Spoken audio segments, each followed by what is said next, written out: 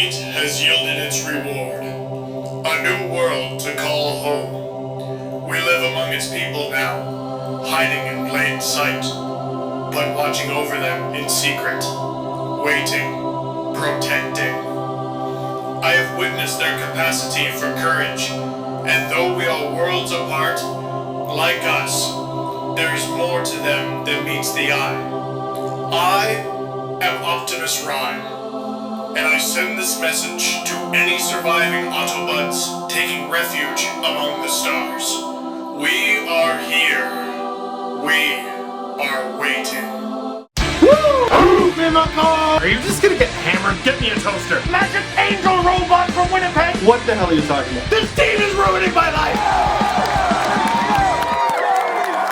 The Leafs win! 3-2 over the Chicago Blackhawks on Hockey Night in Canada in what has now become an annual tradition. We'll start with a question right away. Was that the most exciting game of the season so far? I'm gonna go with yes. Big time yes. Can't imagine why. A fair bit of this video is going to be a Reimer gush fest, but we'll get to that later. Part of the reason the game was exciting is because the Leafs actually stayed with the Blackhawks shot for shot for at least 40 minutes. They even opened up the scoring. Nazem Kadri, Nasty Nazem, Dr. Dre, from Phil Kessel and Daniel Winnick. Something about that sounds so good it makes me want to lean back and smoke a calculator. A Corsi e-cigarette. Hi, we have a new ridiculous thing to sell. Will you be quiet? I am talking to Jenny McCarthy on the phone. Leafs are winning. Leafs are kicking ass. Until Brad Richards scores a power play goal. Assist to Brent Seabrook and Brendan Saad. Both their initials are PS, which is what I think of that goal. Faced! Second period, the Blackhawks go up 2-1, and oh, this is what gets the train going. Brent Seabrook, powerful slap shot. One of the most powerful and deadly slap shots in the entire league. And like I said, on the power play. And what do I hear? Yeah, well, they aim for Reimer's glove hand. You know, everyone around the league will tell you. They just go right for the glove.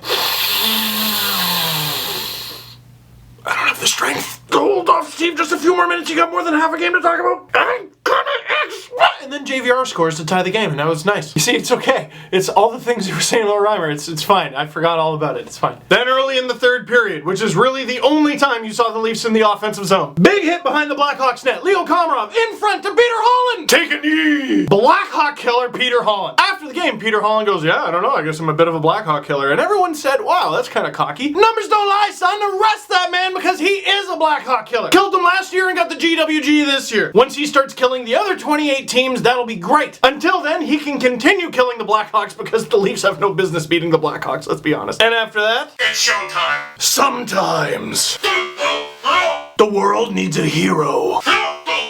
And sometimes the galaxy needs a hero. Michael Bay presents Don't take my hand. James Reimer in Toronsformers. That is what we saw out of James Reimer this night. 26 shots against in the third period alone. I mean, he got a little help from his friends. There was that one clip where every single Toronto Maple Leaf was down on their knees or butts in the crease except for Mike Santorelli. Roman Polak somehow being like, it's cool guys, I got this. It wasn't always pretty, it wasn't always stylish, but damn it, that puck stayed out. And the Leafs win. And so I'm watching the post game. First star, James Reimer, and I'm like, you're darn tootin'. Talking about the game and they say James Reimer was the Leafs' best player. I'm like, you're darn tootin'. But I really think they should have started Jonathan Bernier. What does he have to do? What are you actually talking about?